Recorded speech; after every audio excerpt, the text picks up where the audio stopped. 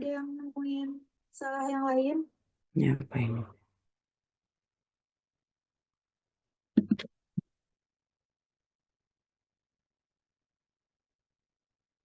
Ya, jadi kita akan membahas terkait dengan upaya deteksi dini pada kelainan pertumbuhan jaringan mame melalui examination of mame. Ya, jadi diharapkan nanti mahasiswa mampu untuk memahami prinsip-prinsip deteksi dini dan hingga sampai dengan melakukan deteksi dininya. Ya, silakan open cam. Bagi yang belum open cam, silakan di open. Untuk yang nomor 4, hipotesis awalnya, kemungkinan kehamilan dengan ancaman keguguran. Info buka dulu filenya.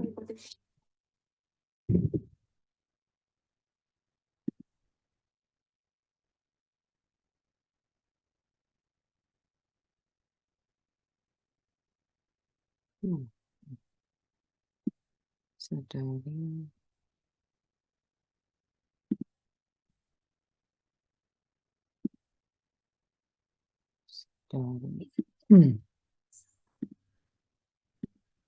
Silakan penyakit yang ini juga ada. Kemarin berwarna merah kelihatan. Jadi teman-teman siapa tahu ada yang mau nambahin. Oke ya. Ya, kita awali dengan kanker payudara ya.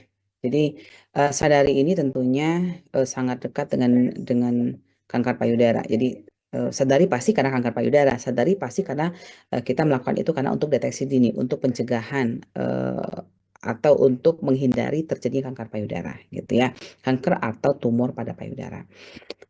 Kanker adalah pertumbuhan abnormal. Jadi kalau kita mengenal kanker itu kan memang semua bentuk pertumbuhan abnormal itu adalah tumor. Tetapi ada perkembangan di mana ketika jaringan tumor tersebut itu eh, mengarah kepada suatu hal yang patologi atau sel yang tidak bisa dikendalikan. Kalau tumor itu kan cuma pembengkakan, cuma pertumbuhan jaringan, tapi bisa bisa bisa jinak, bisa tidak gitu. Nah, tapi kalau pada kondisi di mana sel tersebut tidak dikendalikan, maka dia ke arah ke kanker atau kita sebut dengan keganasan. Ya, jadi bisa dari parenkim, bisa stroma, bisa areola, dan juga papila mame. Ya. Izin mengkoreksi atau catatan? Nah, untuk epidemiologinya sebetulnya payudara ini ternyata menempati urutan pertama ya. Kedua setelah kanker mulut rahim atau CA cervix. Ya, jadi ini artinya sekitar 10 dari 100.000 wanita di Indonesia menderita kanker payudara, gitu ya. Nah, memang karsinoma ini jarang terjadi ya, tetapi saat ini mulai hampir ke semua ini ya, ke semua golongan gitu ya. Tapi basicnya jarang terjadi di bawah 25 tahun, kemudian sebelum 30 tahun, tetapi memang lebih meningkat ya karena dilihat dari bagaimana kondisi tubuhnya ya. Penyebab kalau kita berbicara tumor, kanker, memang sampai sekarang nggak bisa diketahui ya. Pertumbuhan jaringan abnormal itu sampai sekarang tidak bisa ditetapkan pasti. Misalnya kayak semak lain kayak misalnya diabetes itu karena gitu ya, karena genetik gitu. Itu jelas penyebab pastinya. Tapi kalau yang namanya pertumbuhan abnormal itu sampai sekarang kita tidak bisa menyebutkan secara pasti. Hanya ini ya, faktor predisposisi, bukan etiologi gitu ya. Nah, namun dari beberapa referensi itu faktor risiko dibagi menjadi dua ya, yaitu untuk unchangeable dan changeable gitu ya. Untuk tidak bisa diprediksi itu adalah umur lebih 45 tahun, umur 45 tahun, kemudian menars usia dini, menopause usia lanjut, riwayat keluarga, dan riwayat penyakit payudara jinak. Itu ya. Tapi kalau yang satu lagi itu riwayat kehamilan, bisa karena obesitas dan konsumsi lemak tinggi, penggunaan hormon dan kontrasepsi oral, konsumsi alkohol dan rokok, riwayat keterpaparan radiasi. Oleh karena itu, untuk untuk perempuan-perempuan yang mempunyai riwayat-riwayat gitu ya, riwayat-riwayat, kemudian pernah pada usia remaja ada FAM ya, tahu FAM ya, Fabiola Adriana Mame ya, yang benjolan di payudara itu sering terjadi pada usia remaja, kadang-kadang remaja usia di bawah 17 tahun benjolan di payudara gitu ya. Nah, untuk kondisi-kondisi tersebut biasanya kita tidak menganjurkan untuk penggunaan hormon ke depan gitu ya. Nih ya. Jadi suatu kondisi-kondisi yang memang kenapa? Karena memang ketika sudah pernah terjadi maka akan menyebabkan jadi stimulasi itu akan lebih lebih besar ya dibandingkan dengan yang tidak pernah ada riwayat pertumbuhan jaringan abnormal. Termasuk radiasi, paparan radiasi gitu ya. Nah, kenapa tadi tidak diketahui secara pasti? Kita lihat penyebab-penyebab ini ya. Penyebab-penyebab ini kita lihat ini memang kenapa kenapa saat ini tinggi, contoh radiasi. Kita 24 jam kadang-kadang nggak lepas dari HP. Betul nggak? Ya, tidur pun dekat HP, dekat kepala gitu. Ya, padahal itu radiasi sangat sangat besar. Udah banyak edukasi yang menyampaikan kalau tidur dimatikan ya HP-nya atau dijauhkan ya. Dan beberapa beberapa hasil penelitian kan memang apa ya, area ya lingkup radiasi itu sangat luas sekali ya, gitu ya. Jadi orang saat ini tidak bisa jauh atau menghindari radiasi. Radiasi itu bisa dari HP, dari TV, dari laptop, itu kan ya. Eh, banyak banyak banyak sumber radiasi yang menyebabkan kita terpapar. Kemudian kayak alkohol, rokok, ya di mana-mana orang merokok, hormon sama konsumsi oral pasti, obesitas dan konsumsi lemak tinggi. Ini pun juga ya menjadi penyebab untuk terjadinya CA ya atau perubahan yang tadinya sel normal menjadi sel yang tidak normal gitu ya. Ya, penyebab memang tadi Ibu sampaikan tidak diketahui pasti, akan tetapi memang ada beberapa yang menjadi hal yang eh, menjadi ini ya eh, kesepakatan ya ataupun penetapan gitu ya penyebab genetik itu jelas ya. Jadi biasanya karena kan sel ya sel. Jadi kalau misalnya pernah ada riwayat tumor ataupun CA pada keluarga orang tua gitu ya sebelumnya itu biasanya akan cenderung ya sel itu akan menurun kepada generasi selanjutnya gitu ya. Nah, hormonal tapi hormonal gaya hidup dan lingkungan ini enggak ya tidak tingginya kejadian itu bisa karena tadi ini ya. Tidak hanya genetik jelas pasti, misalnya 10, 8 5 genetik. Limanya lagi dari ini gitu. Makan kita kita makan saya kan nggak pernah KB Bu, tapi kan makanan-makanan kayak ayam, ayam itu ya. Ayam jenis-jenis hewan yang memang pertumbuhannya itu diberikan hormonal. Kayak sekarang itu kan banyak telur ya si ayam itu disuntik supaya dia bisa bertelur terus tanpa ada proses ini ya konsepsi gitu kan ya jadi telur-telur kemudian ayam juga kan banyak disuntik hormon karena tadi supaya lebih cepat besar gitu kan jadi gaya hidup juga sama makan makan makanan pengawet saya suka makan mie gitu kan ya kemudian makan makanan snack-snack yang tentunya banyak yang mengandung pengawet gitu ya kayak seblak, kerupuk-kerupuk begitu kan ya memang dimasak tapi kan bahannya itu gitu ya beda dengan dulu itu kita kan ya gaya hidupnya dia memang betul-betul dimasak memang seratnya tinggi. Ini kan kalau sekarang kan kadang-kadang saya nggak suka makan sayur, saya nggak mau makan sayur. Dan jadi itu gaya hidup yang akhirnya mempengaruhi kondisi sel tubuh seseorang yang tadinya selnya bagus baik aja, nggak ada faktor genetik karena tadi gaya hidup akhirnya membuat sel yang tadinya normal menjadi eh, menyimpang, ya menyimpang. Lingkungan juga sama, ya lingkungan, ya polusi udara, kemudian rokok, ya stres, capek yang terlalu berlebihan gitu ya. Itu yang akhirnya menyebabkan tubuh kita teroksidasi atau menjadi asam yang akhirnya menstimulasi sel-sel yang tadinya normal menjadi nggak normal gitu ya. Tingkat seluler gitu ya. Mutasi genetik, pertama kita mutasi genetik ini sekitar ya 5-10% ya, itu karena mutasi genetik ya, terutama pada gen ini ya, gen BRCA1, BRCA2 gitu ya, di mana berperan dalam perbaikan DNA dan mutasi gitu kan ya. Kemudian juga ada TP53, PTEN, ATM, CEK2, PALB2, CDH1 itu juga meningkatkan resiko. Meskipun lebih jarang. Jadi, biasanya kalau kalau ini gen-gen ini yang kita biasanya dari apa namanya, dokter gitu misalnya gitu kan ya, itu akan mengecek beberapa gen-gen tertentu yang bisa melihat apakah apakah ada proses mutasi ataupun kondisi, yang mengarah kepada kanker. Kemudian faktor hormonal, hormon estrogen, progesteron ya, kemudian, paparan hormon jangka waktu yang lama, kadar hormon yang tinggi, itu bisa meningkatkan, resiko kanker payudara. Gaya hidup tadi Ibu sampaikan ya, ini. Kemudian untuk, faktor resiko lainnya yang tidak bisa diubah itu kan ya, yang tidak dapat diubah jenis kelamin, wanita jauh lebih mungkin ya terkena kanker payudara dibandingkan pria. Ya ininya ya, usia, resiko kanker payudara ini biasanya akan meningkat seiring dengan bertambahnya usia. Jadi makanya didiagnosis setelah usia 50 tahun biasanya kejadiannya. Kemudian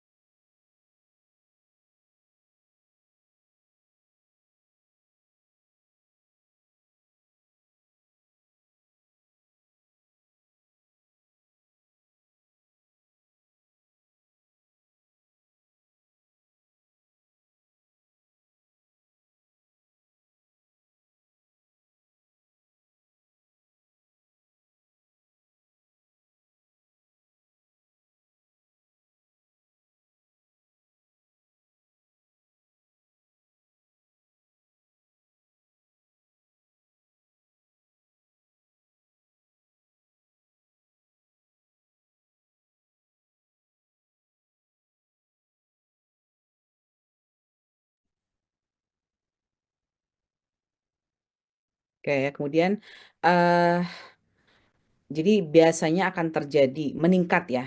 Jadi bukan berarti di bawah 50 tahun itu, nggak mungkin terjadi ya, karena tadi tidak hanya genetik tapi juga ada faktor, gaya hidup dan lain-lain gitu ya. Kemudian, riwayat keluarga kanker payudara atau ovarium. Ini ya memiliki ibu, saudara perempuan, yang lain pernah menderita. Kemudian, riwayat memang pernah ya kanker payudara. Kemudian non kanker tertentu seperti lesi proliferatif atipikal, jadi ini hiperplasia atipikal. Kemudian menstruasi dini atau menopause terlambat. Ya, jadi di bawah usia 12 tahun atau mengalami menopause itu pada usia yang lebih tua.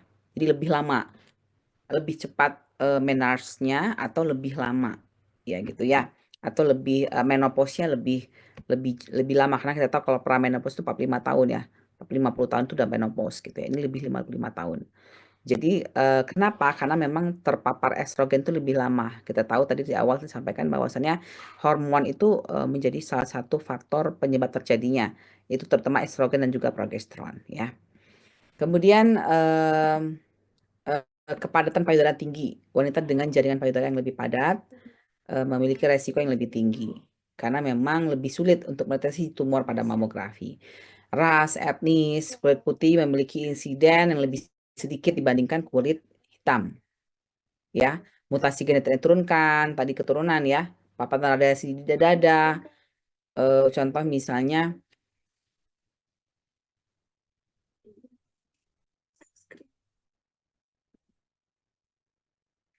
ya, kemudian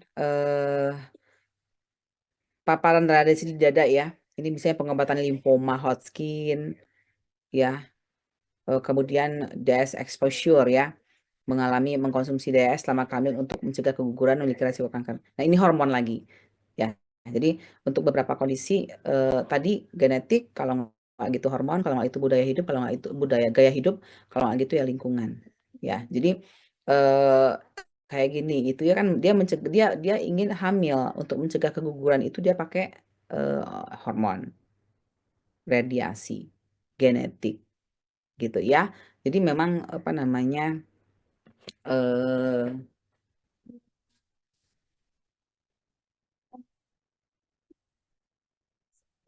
untuk terjadinya resiko pada payudara, kanker payudara ya. Berpotensi dapat diubah. Ya, berpotensi dapat diubah. Kalau tadi kan susah untuk diubah, artinya memang kondisi-kondisi yang memang pasti akan terjadi. Nah, kalau yang dapat diubah, obesitas, ya obesitas. Ini kan bisa ya, bisa di ketika kita obesitas sekarang kita bisa bisa misalnya memperbaiki olahraga gitu ya. Terutama ini setelah menopause. Kalau orang menopause kan metabolisme tubuh kan udah menurun ya.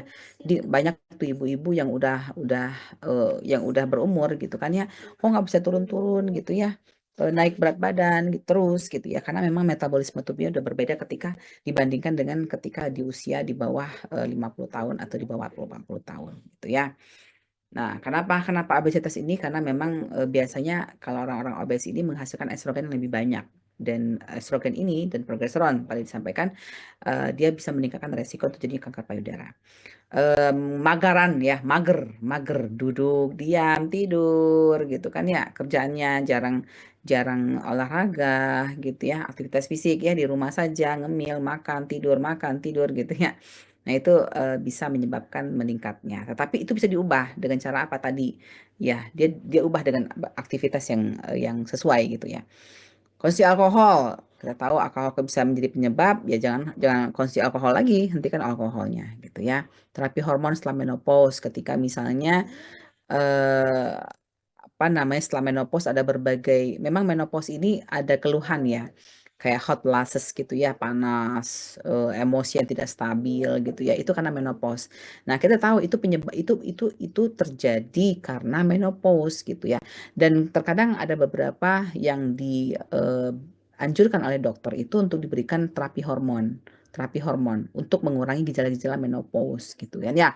Nah, ini yang salah satu yang bisa dicegah tadi ketika kita tahu bahwa menopause itu bisa menyebabkan kanker payudara, terapi hormon salah satunya, ya nggak usah pakai terapi hormon gitu ya, kita pakai terapi yang lain gitu, jangan pakai hormon ya. Ada banyak alternatif saat ini ya, bisa dengan olahraga, bisa dengan menerima ya, ikhlas menerima secara psikologinya untuk meminimalkan gejala-gejala terjadinya menopause gitu ya. Kemudian dapat melahirkan, wanita yang tidak pernah melahirkan atau melahirkan anak pertama setelah usia 30 tahun mungkin memiliki resiko yang sedikit lebih tinggi. Ya, gitu ya. Oleh karena itu bisa dikurangi gitu kan ya, dengan cara apa? Dengan cara kita coba untuk bisa mengatur apa jarak kelahiran, mengatur hamil di usia keberapa gitu ya. Menyusui Menyusui bayi dapat memberikan efek perlindungan terhadap kanker payudara, terutama jika dilakukan dalam jangka waktu yang lama. Jadi inilah keberhasilan untuk ASI ya atau eksklusif ya. Kita selalu menyarankan kepada ibu-ibu nifas untuk menyusui ya. Itu ya. Salah satunya adalah untuk mencegah terjadinya kanker payudara. Kontrasepsi oral ya, ketika misalnya kita mempunyai suatu apa namanya resiko ya, faktor resiko untuk terjadinya kanker payudara. Salah satu kita tahu adalah kontrasepsi hormon atau oral, ya kontrasepsi pil-pil gitu semua itu ada hormonnya. Yang nggak ada hormon itu IUD.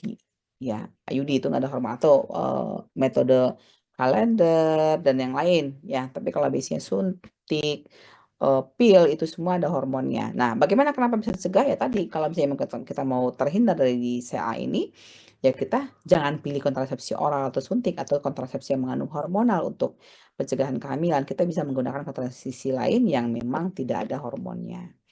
Paparan polutan lingkungan untuk apa namanya memahami paparan zat kimia ya kita harus menghindari gitu ya paparan zat kimia dari makanan, dari lingkungan gitu ya. Atau mungkin kita bisa menggunakan beberapa sekarang itu banyak teknologi ya, banyak teknologi untuk menghindari radiasi ya. Ada masker untuk menghindari paparan lingkungan, polusi lingkungan. Di luar pakai motor ya pakai masker gitu kan ya. Kita lihat nih daerah-daerah yang rentan atau tinggi untuk radiasi zat kimia, ya kita pakai masker. Itu bentuk hal-hal yang bisa diubah atau bisa kita lakukan untuk menghindari terjadinya CA payudara.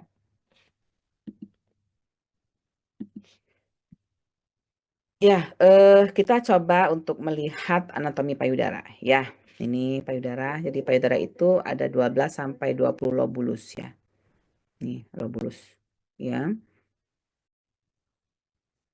Nih, kita lihat ini bagian dalamnya ya. Jaringan.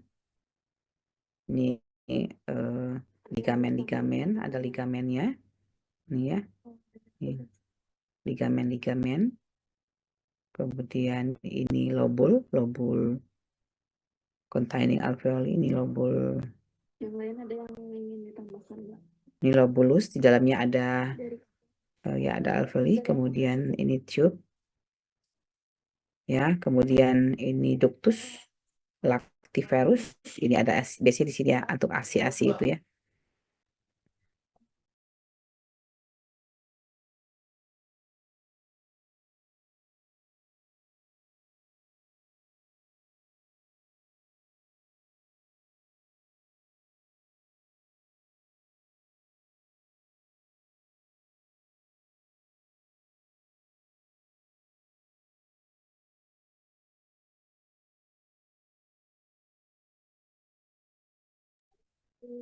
Nih ya.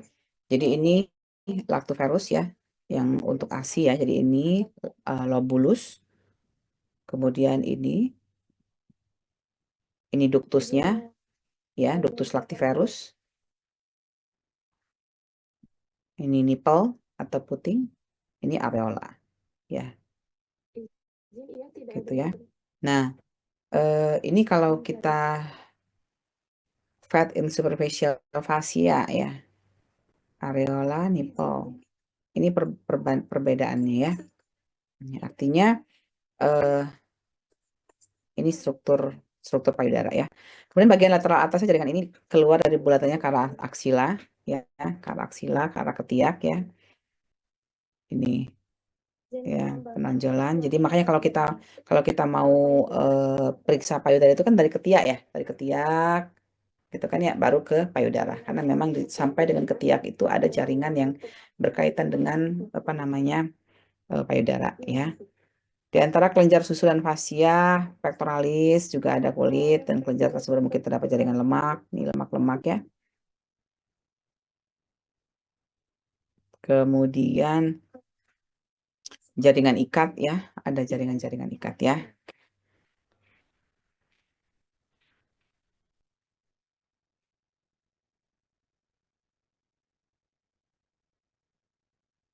Ya. Ya. Nah, selanjutnya adalah nih ya, ada lobulus. Ini kalau yang banyak menyusui ya, ini banyak banget ASI ya. Tuh, masuk ke sini ya. Kemudian eh ini berbagai eh apa namanya payudara ya diinervasi atau diperdarahi oleh cabang untuk pembuluh darah ya. Dia ada mammaria interna, thoracalis lateralis, thoracoacromialis gitu ya. Dari limfe ya. Ada limfe dari payudara bagian ketiga, ada payudara yang mengalir ke supraclavicula, papila dari oral mengalir ke plexus areola, dan jaringan payudara yang mengalir ke plexus pectoralis. Jadi makanya dari ketiak ya, karena ada kelenjar limfe di situ. Oh, pakai ini ya. Oke. Kemudian ini juga anatomi kembali ya. Ini brachial lateral axillary nodes ketiak ya. Nih kita lihat nih jaringannya ya. Ini high axillary capical. Nih ya. Nih, ini lemak ya. Grand lobulus ya, lobulus lactiferus. Ini fatnya ya. Hmm. Pectoralis ya. Ya. Nah, ini kita bagi jadi 4 di situ ya. Ada upper, ada lower. Ya, makanya kalau mendiagnosis adanya kelainan itu ya kita apakah dia di 4 ini apakah di upper gitu ya atau di lower ya. Oke. Ini payudara normal ya, payudara normal. Bisa lam nipple-nya ya. Nih. Ada dimpling nih. Kita perhatikan ada kelainan-kelainan ya. Nih. Dimpling nih. Ada yang tidak rata. Ini kayak ini kan. Ada nipple ya yang berbeda. Ini ada dripping, putingnya. Redness atau ras. Perubahan warna kulit ya. Nih. Jadi perhatikan payudara-payudara ini ya, kondisi-kondisinya. Kemudian ini yang normalnya, normal breeze-nya ya. Nih. Jadi dia areolanya bagus ya, putingnya juga bagus ya. Kemudian tidak ada apa permukaan kulit itu nggak ada perubahan warna merah-merah ataupun dumpling gitu ya, itu nggak ada. Kita lihat inflammatory breeze ya atau infeksi radang pada daerah payudara. Ini ada swollen, ini sakit nyeri ya. Warna-warna inverted nipple. Nih. Kita lihat bandingkan ya dengan tadi ini di sini ya. Nih. Tak bisa putingnya, dripping atau dimpling, ada tidak rata di kulit ya. Nih, nipple-nya gitu ya. Ini perbedaan lagi kalau misalnya abses dengan normal. Nih, kalau normal ya, kita lihat nih, putingnya, areolanya, nggak kulit dan sebagainya, nggak ada kelainan. Kalau yang abses itu ada sini, ada muncul abses, gitu ya. Oke, kemudian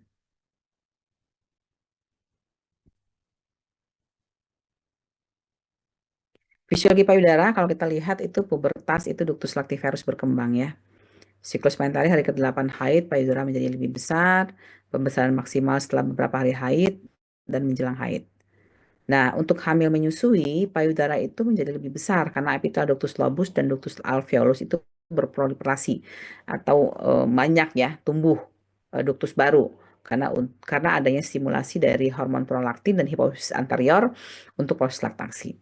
Jadi oleh karena itu lebih banyak ductus lobus itu lebih banyak ketika pada hamil dan menyusui karena untuk mempersiapkan menyusui atau air susu. Ya. Air susu diproduksi oleh sel alveolus dan mengisi alsinus dan kemudian keluar melalui ductus lactiferus ya ke puting susu. Untuk manifestasi klinis pada payudara ya, kita lihat di sini benjolan keras di payudara. Jadi kalau dengan CA payudara itu ada benjolan. tidak nyeri,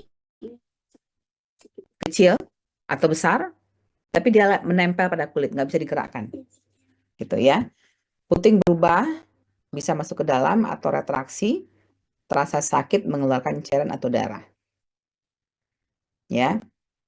Kemudian perubahan pada kulit payudara, bisa berkerut, iritasi, ataupun kayak kulit jeruk. Benjolan-benjolan kecil, luka payudara yang sudah sembuh, payudara terasa panas, merah dan bengkak, gatal daerah sekitar puting, dan terfiksasi.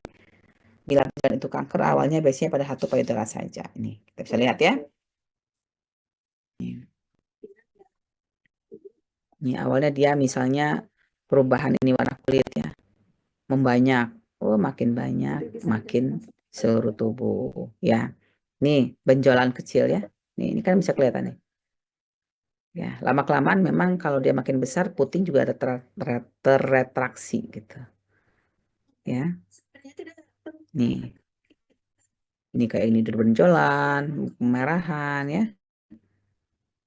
Ya gitu ya. Kemudian pathway-nya kita lihat ya di sini ada pathway pada hiperplasia pada sel mama ya. Nih kalau dia jaringan dan sel saraf ya pembuluh darah. Ini dia mensuplai nutrisi ke jaringan CA meningkat, akhirnya hipermetabolis ke jaringan, berat badan menurun, akhirnya nutrisi kurang dari sisi kebutuhan. Kalau misalnya gangguan pola napas itu karena dia menekan jaringan pada mame, ya kemudian membengkak, akhirnya mendesak ya, perforasi jaringan terganggu. Kalau kegangguan pola napas, dia infiltrasi pleura parietal, akhirnya kepada ekspansi paru menurun dan gangguan pola napas. Kalau gangguan integritas kulit tadi, ya dia ke arah kulit. Ada ulkus dan kulit ya, gangguan kulit. Kalau body image, ini bisa karena dari ukuran mama yang nggak normal tadi ya, bisa ke body image. Cemas. Kalau pembuluh darah dia terhambat, akhirnya hipoksia dan nekrose jaringan, akhirnya ada bakteri patogen dan infeksi. Gitu, ya. Jadi ini kondisi-kondisi yang kita lihat pathway-nya, mulai dari mengapa orang-orang CA itu mengalami penurunan berat badan yang signifikan, ya karena memang ke arah sel kanker, ya nutrisinya semua ke sel kanker, sehingga akhirnya tubuh tidak bisa menyerap lagi makanan-makanan, akhirnya menurun, kemudian gangguan pola napas, kulit, body image, cemas, dan juga infeksi. Oke, kita masuk ke sadari. Jadi tadi kita sudah berbicara terkait dengan kanker payudara, resiko-resiko yang akan terjadi, kemudian ada yang memang bisa diubah, ada yang nggak bisa diubah gitu ya. Kemudian bagaimana kita mengenal anatomi payudara ya. Nah, oleh karena itu untuk mencegah ya agar kasus nomor 2 ini makin banyak, pemerintah meluncurkan program sadari atau periksa payudara sendiri. Nah, periksa payudara sendiri ini untuk mendeteksi perubahan ataupun kelainan ya, dan kemudian bisa oleh sendiri, oleh tenaga medis ya, atau melalui mamografi ataupun ultrasonografi dan MRI. Ya, kalau ini tentunya kita awal dulu dengan sadari ya, kita lihat dulu kalau misalnya ternyata oh ya ini ada kelainan nih, gitu kan ya, kita bisa ke tenaga medis. Kalau misalnya memang ternyata kata tenaga medis itu perlu ada pemeriksaan penunjang, baru kita lakukan mamografi ataupun USG ataupun MRI. Ya, oke, sadari ini pemeriksaan payudara sendiri biasanya setiap bulan dianjurkan untuk dilakukan, terutama untuk perempuan-perempuan yang memang mempunyai riwayat-riwayat ataupun faktor-faktor yang tidak bisa diubah. Ya, kemudian sadanis, pemeriksaan payudara oleh dokter atau tenaga medis terlatih. Ya, inspeksi visual palpasi payudara ataupun area sekitarnya termasuk kelenjar getah bening di ketiak. Ya, kalau jadi ini sendiri, kalau ini oleh kita ya. Mamografi, sinar X dosis rendah untuk menggambar detail jaringan payudara, USG untuk gelombang suara frekuensi tinggi, gitu ya, magnetik atau MRI untuk pencitraan ya. Tujuan utama untuk pemeriksaan payudara ini adalah deteksi dini kanker payudara, menilai kondisi normal payudara, evaluasi keluhan atau gejala, dan screening pada kelompok risiko tinggi.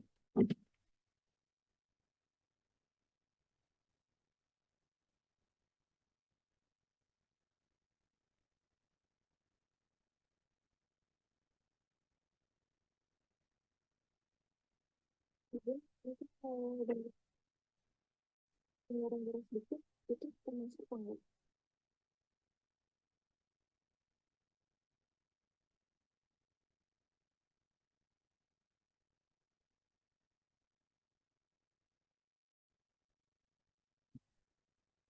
Tuh ya. Kemudian kita lakukan screening ya. Tujuan utama untuk payudara ini deteksi dini, mengenali kondisi normal payudara, dan juga screening. Ini manfaat kita bisa meningkatkan peluang kesembuhan, pencegahan tadi ya, pilihan pengobatan yang lebih lebih lebih sedikit invasif, kemudian mengurangi kecemasan, meningkatkan kesadaran kesehatan. Iya sih. Ini ya perbedaannya ya, efektivitas untuk apa namanya pemeriksaan payudara ya. Sadari, Itu sadanis, ini mamografi, itu USG dan MRI payudara. Ini untuk screening kanker payudara ya, American Cancer Society ya, ini mengatakan ini insidensinya ya. Kalau kita melakukan pemeriksaan-pemeriksaan tadi kayak breast examination setiap 3 tahun, ini 20-39 tahun usia, dan setelah 40 tahun. Kalau mamografi itu 40 tahun gitu ya. Artinya sebetulnya pemeriksaan-pemeriksaan payudara itu ada tidak semua misalnya MRI. MRI itu langsung diberikan digeneralkan oleh semua pemeriksaan payudara. Enggak. Jadi memang ada kriteria-kriteria tertentu untuk menetapkan apa namanya untuk menetapkan ketika ada keluhan ya itu apa yang dianjurkan untuk pemeriksaan penunjangnya gitu ya.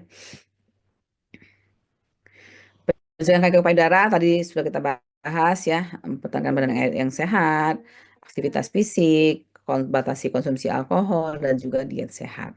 Menyusui, jangan sampai udah hamil, melahirkan tidak mau menyusui, karena itu bisa meningkatkan resiko daripada CA payudara. Terapi hormon jangka panjang jangan dihindari ya. Screening dilakukan secara kontinu, secara rutin ya. Kemoprevensi terutama untuk yang memang punya genetik dan riwayat keluarga yang kuat. Ya, kemudian mastektomi kalau misalnya apa namanya udah kena sebelum dia menyebar ke yang lain lebih baik mastektomi atau di operasi ya, pengangkatan mamai. Kemudian pengangkatan ovarium jika misalnya kalau ini ya BRCA dan BRCA2 1-2 itu terdeteksi, maka alangkah untuk mengurangi metastase itu juga dilakukan pengangkatan ovarium. Ya, tahapan-tahapannya adalah pertama kita pemeriksaan ya, anamnesis ya, terkait dengan keluhan, progresivitas. Jadi kalau misalnya datang pasti dengan keluhan, kok ada benjolan ya di payudara gitu ya. Biasanya datang dengan, kalau ke tenaga kesehatan itu kan tidak ada dengan, misalnya nggak ada benjolan, pasti bisa dengan benjolan. Yang kita tanya adalah kapan keluhannya itu gitu ya. Bagaimana progresivitasnya, misalnya kemarin saya periksa 1 minggu kemarin sekian. Tapi kok 1 minggu kemudian udah segini, misalnya gitu ya, itu kemungkinan metastase untuk melihat progresivitasnya. Kemudian untuk penyakit penyerta sekunder ya, pengobatan atau tadi ya kayak misalnya oral, genetik itu harus kita kaji. Ini ya untuk pemeriksaan-pemeriksaannya. Pertama kita lihat, kita berkaca inspeksi cermin, kita lihat ini ya simetris apa enggak, kita angkat tangan kita. Jadi ada beberapa posisi tangan untuk melihat apakah ada kelainan dari warna kulit gitu ya. Itu untuk dari sisi inspeksi. Ini bimanual ya. Ini tidur. Ya, jadi kita breast examination. Bisa keluar, bisa mutar, bisa begini. Vertical strips. gitu ya untuk palpasi manualnya. Kemudian ini letak kalau kita lihat letak kuadran ya. Nih, tadi udah upper upper lower lower kuadran kuadran ya. Lokasi karsinoma payudara itu biasanya 45% itu ada di kuadran superior. 25% pada area sentral payudara, areola gitu ya. 10% itu kuadran inferior bagian bawah, 50% pada superior bagian medial dari payudara, 5% pada kuadran inferior bagian medial payudara. Jadi paling banyak itu pada superior. Superior luar ya. Nih. Itu ya. Nah, kemudian besar tumor, konsistensi ya, biasanya padat-padat keras. Kemudian mobilitasnya karena tadi menempel, mobilitasnya juga terfix ke jaringan payudara. Gitu ya. Jadi dia nggak bisa mobilitas, bisa digerakkan ya. Kasar, batas tidak tegas dan diperiksa pada seluruh dimensi, nyeri atau tidak. Di nyeri pun tidak menjadi indikator untuk saya yang nggak nyeri pun juga bisa terjadi gitu ya. Di artinya memang kita harus melihat bagaimana kondisi tumornya atau pembesarannya. Ini untuk melihatnya ya. Ya, ya. Nah, kalau kita ingin melaksanakan sadari ya itu dilakukan 7 sampai 10 hari setelah menstruasi dimulai. 7 sampai 10 hari setelah menstruasi dimulai. Jadi harus 10 bersih ya dari hari pertama menstruasi sampai hari ke-10. Di 7-10 hari itu baru kita melakukan bisa melakukan pemeriksaan sadari ya.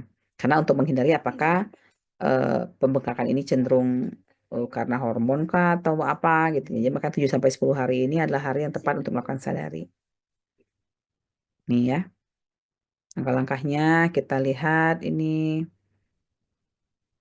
cermin mau melingkar, mau keluar tadi atau mau zigzag gitu ya. Kita ulangin lagi dan lihat putingnya. Apakah ada cairan atau tidak? Ini langkah-langkah sadarinya ya. Ini cermin juga bisa ada beberapa referensi di sini. Nih, diangkat.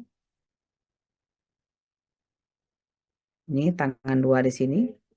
Kita lihat puting. Gitu, ya. Ada juga nih cara meraba. Gitu, ya. Izin untuk scan kedua sudah selesai itu. Mak tolong di-share ini.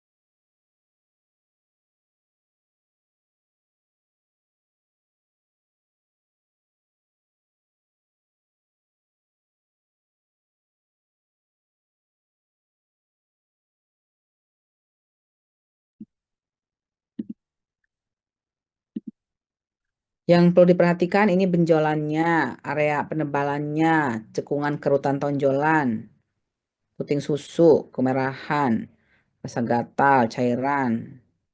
Selain ASI ya, terutama jika ada darah, perubahan pada warna, bentuk ukuran, dan juga getah bening. Pembengkakan gejala getah bening. Jadi kalau kita lihat payudara ya normal ya, kita tahu normal dulu, harus tahu normal dulu ya. Jadi kalau misalnya ada hal-hal yang di luar normal, lah, itu kan curiga itu. Ditambah dengan kita lihat kelenjar limpe di getah bening ya, di daerah ketiak. Ini contoh mamografi ya. Nih, nanti kelihatan nanti kalau mamografi ya. Ada masa padat dengan atau tanpa gambaran seperti bintang ini. Stelat ya. Penebalan asimetri jaringan amame dan kumpulan mikroklasifikasi. Ya, kelihatan mamu nih. Teman-teman apakah Nih sudah ya. selesai membaca? Izin sudah. Izin sudah. Nih ya mamografi ya. Ini juga sama Mungkin ya, tak kelihatan ada ya. Nih jaringannya ya. USG dan USG ini kelihatan ya. izin untuk share screen.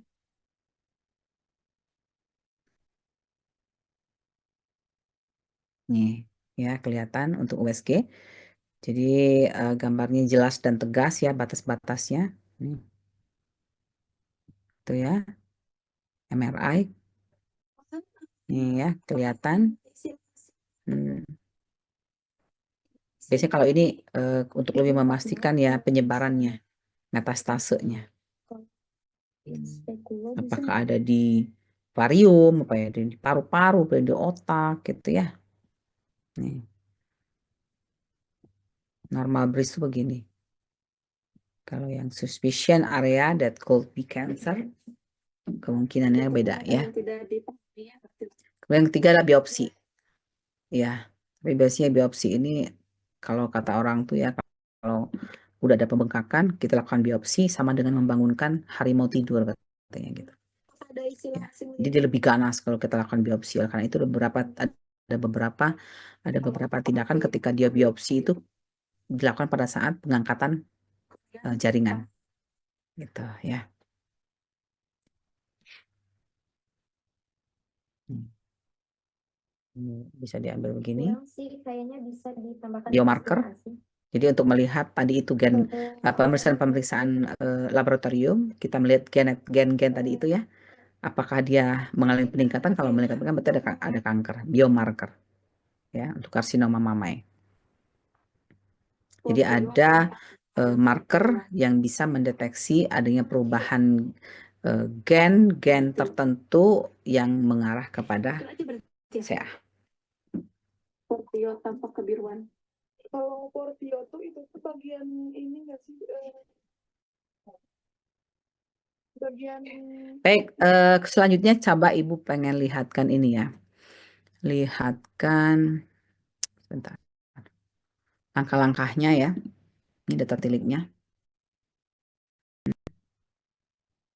Nih, kalau misalnya nanti kalian melakukan pemeriksaan sadari ya. Langkah-langkahnya adalah ya, persiapan lingkungan. Jadi kalau misalnya datang ibu datang perempuan dengan ingin mengkonsultasikan kondisi mamainya, pertama kita lakukan ini ya.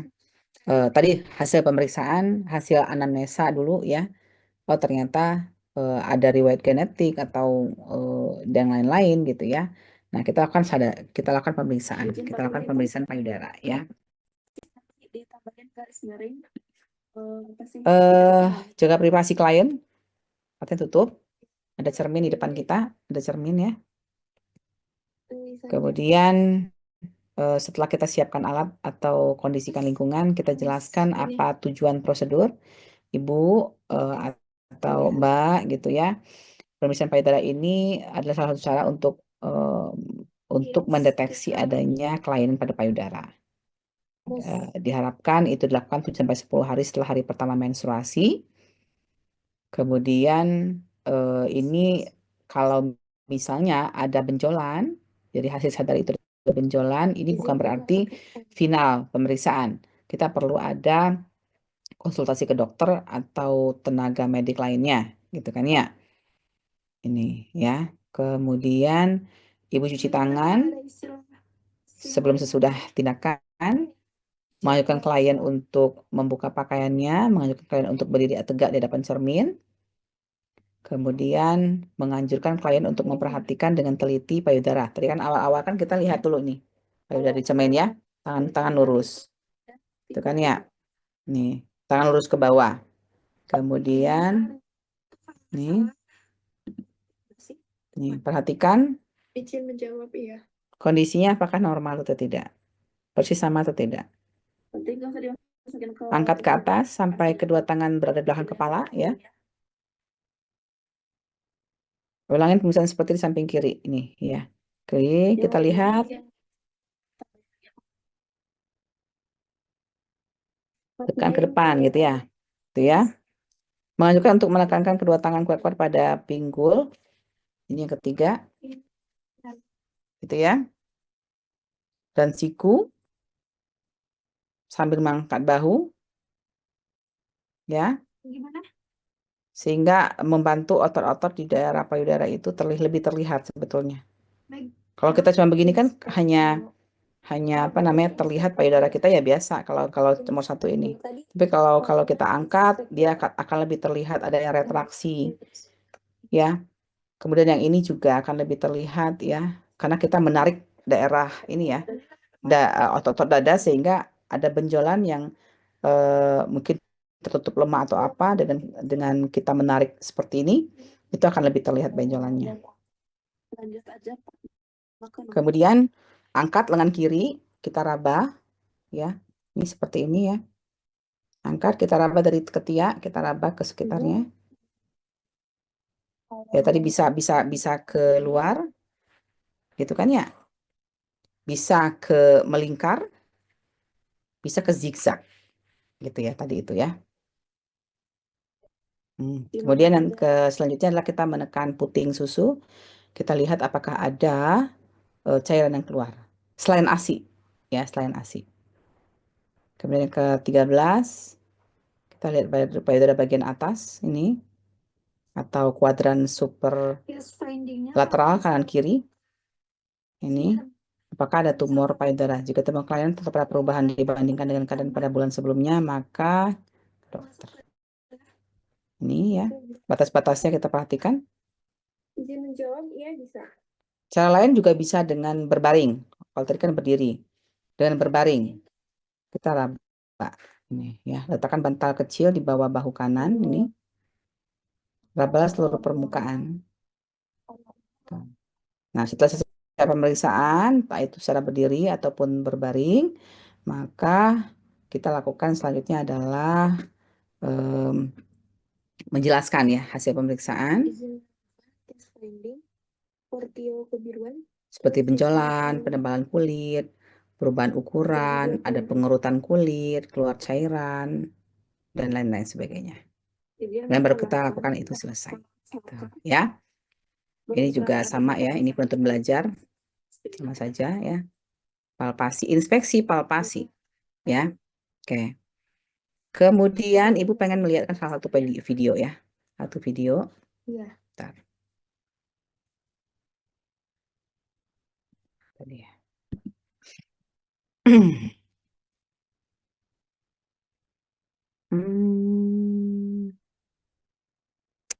Mana kompleks.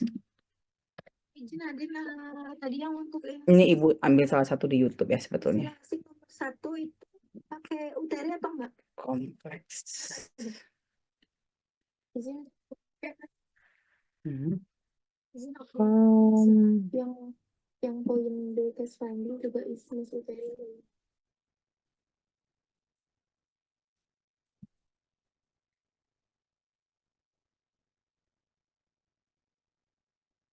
Mana ya? Izin Fatma balik ke sana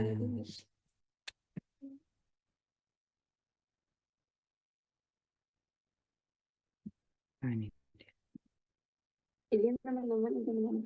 All right, team, we're transitioning to FLAC, but tasks are still going to be on Bullfrog. Did nobody see my poppycock post? There was no clappy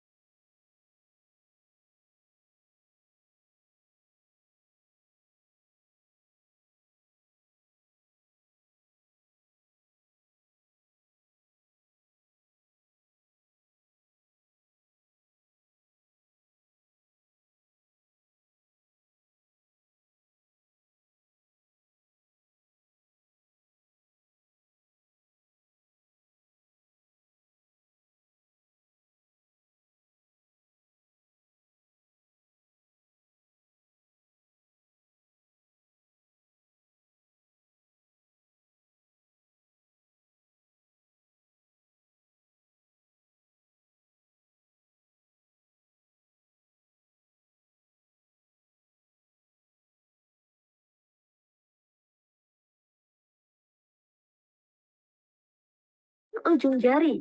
Tekan perlahan-lahan dengan pola melingkar atau atas ke bawah atau tengah ke samping, lalu ke arah ketiak. Keenam, peras puting secara perlahan. Amati apakah ada cairan yang keluar. Ketujuh, ulangi pemeriksaan dalam posisi berbaring dengan ganjalan handuk di bawah pundak. Nah, gimana Kak? Sudah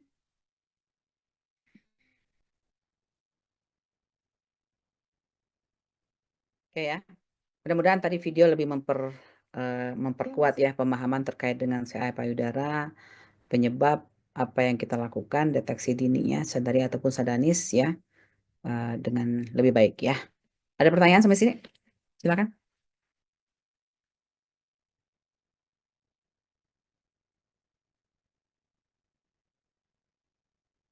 Bisa ya, sadari ya.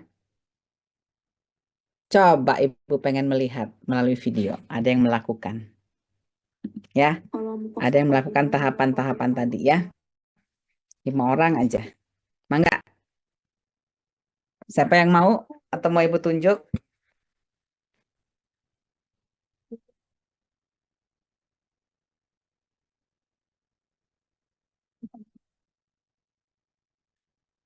Ada yang mau melakukan? Izin Fatma, Portio tampak kebiruan. Coba Neng Novi, coba Neng Novi. Soalnya cuman jambul aja kelihatan. Neng, coba Neng. Neng, Izin Teza. Neng Novi. Coba ada telepon Neng Novi itu kelihatan jambulnya doang itu teh.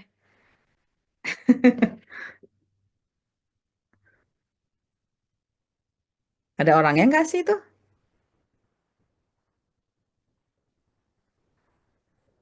Izin Coba. Ibu di chat ada izin ke toilet. Oh siapa? Neng Nopi. Oh alah. Kok tapi itu ada muncul kepala aku maha sih? Ya kepala atau apa itu? Bukan kepala itu ya. Adanya pemeriksaan itu. Aduh, kemudian coba Divya. Divya. Tuh off cam lagi Divya teh. Divya.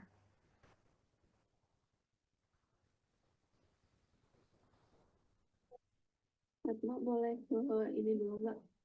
Ke soal. Ada Divya nggak ya? Izin tapi Divya Maya. statusnya belum teraba.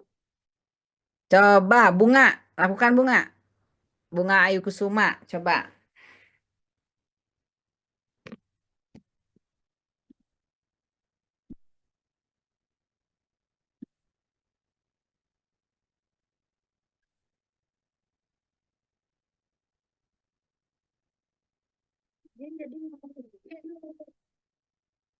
Izin bertanya, Ibu diperagakan berarti Ya, ya? ya betul. Coba ya maksudnya gitu Nadine. Oh enggak, udah bener-bener. Sorry.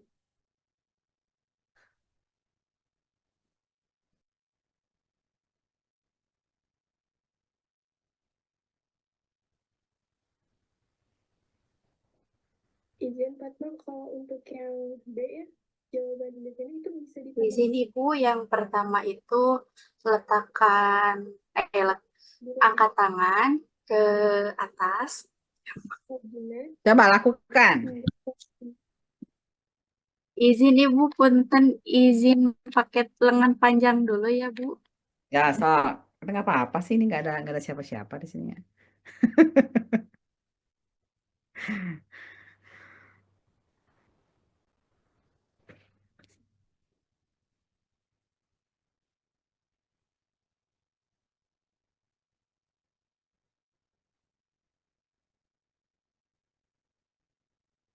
Coba kalau misalkan istimewa sunak dan mudah tertekan itu masuk ke problem apa ya?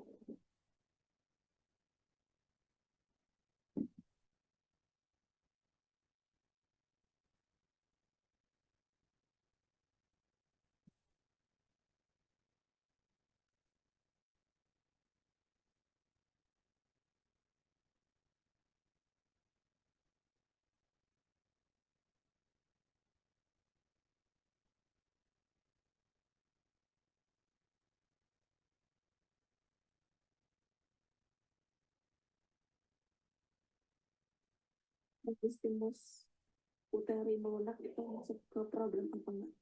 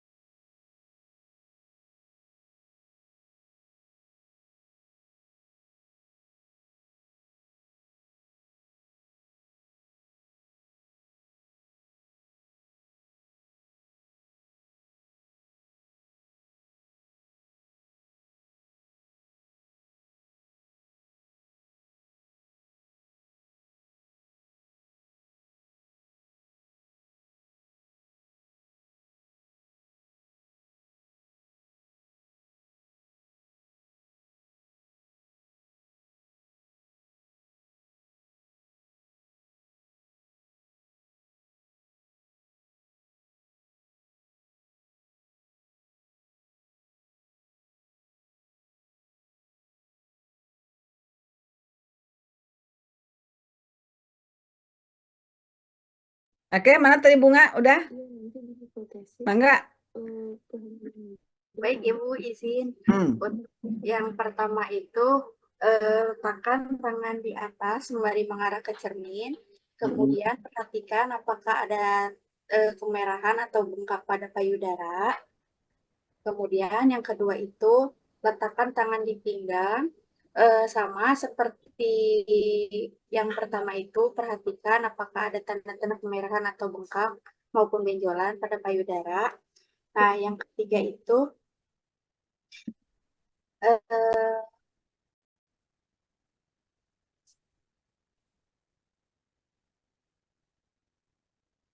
Hmm. yang ketiga itu tekan payudara dari atas ke bawah begini.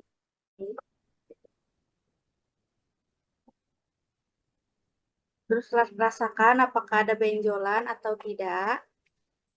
Kemudian yang keempat, putar melingkar payudara dari arah izin bertanya, teman-teman kalau Puting. dari arah puting ke ketiak. Bukan. Ini mah bagian yang cek puting apakah ada cairan apa tidak. Oh iya, cek puting dulu. Kemudian tekan dan lihat apakah keluar cairan atau tidak seperti darah maupun nanah. Kemudian selanjutnya putar tekan secara melingkar dari arah dalam keluar mengarah ke arah ketiak dan rasakan apakah ada benjolan atau tidak. Selanjutnya lakukan juga posisi gerakan tadi tetapi dalam posisi berbaring. Ya, oke ya. Ya. Lumayan ya. Coba Amelia. Amelia ngetawain bunga. Kita lihat Amelia ya. Agak turunkan dikit kameranya, biar kelihatan payudaranya.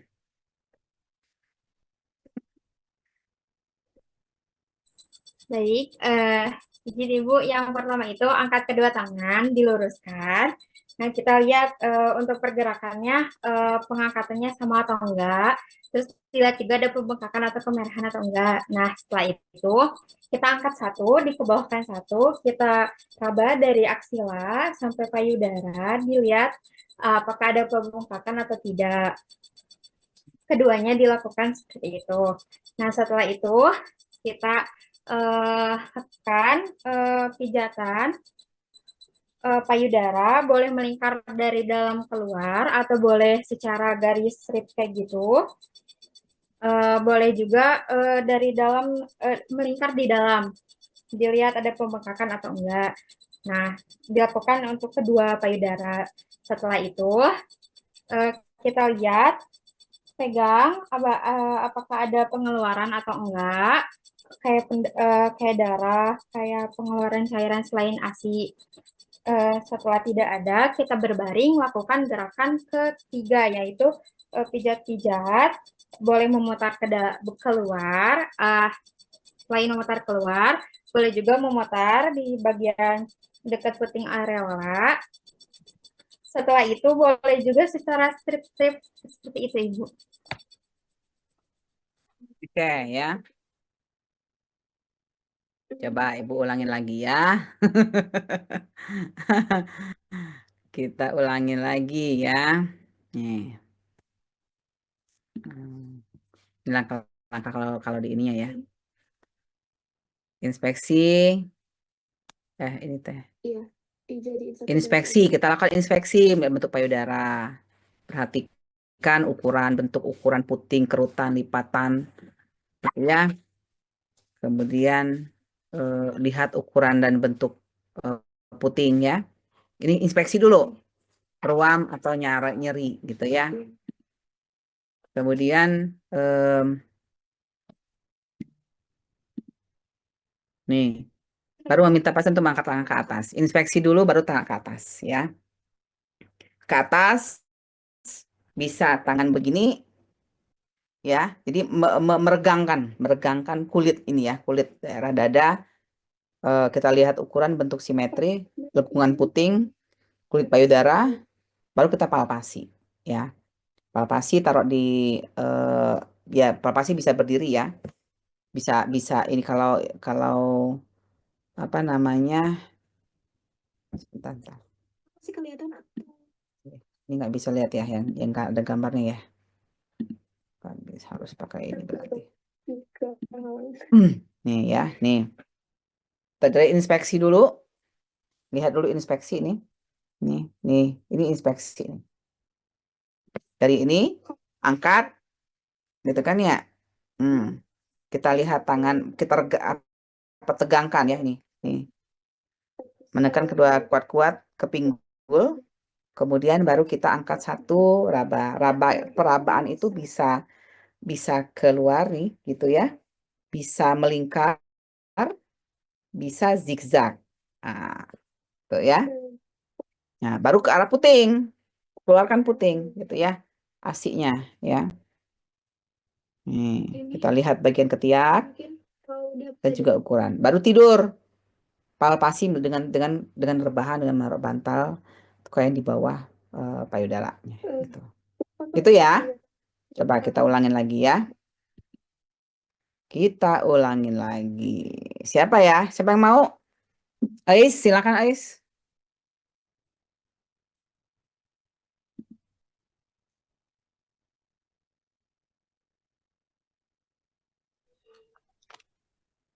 Izin Ibu, yang pertama palpasi terlebih dahulu.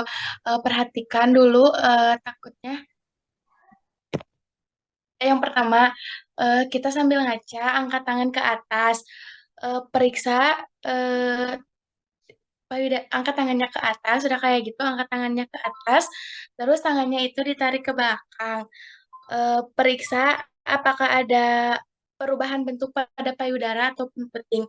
Udah kayak gitu, tekan payudara, yang tangan yang satu masih di atas, terus tangan yang satunya lagi tekan payudara dari atas ke bawah dan periksa takutnya ada benjolan ataupun kemerahan pada payudaranya itu sendiri.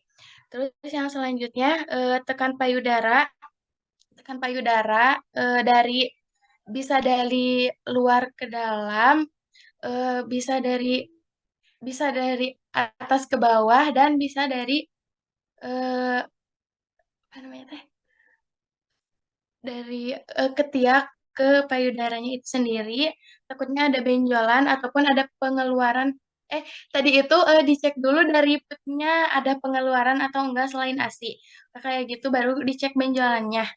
Terus lakukan posisi yang sama seperti tadi, tapi sambil berbaring, takutnya ada benjolan dan pengeluaran yang lainnya. Itu Ibu. Baik, lebih baik ya, lebih lengkap ya.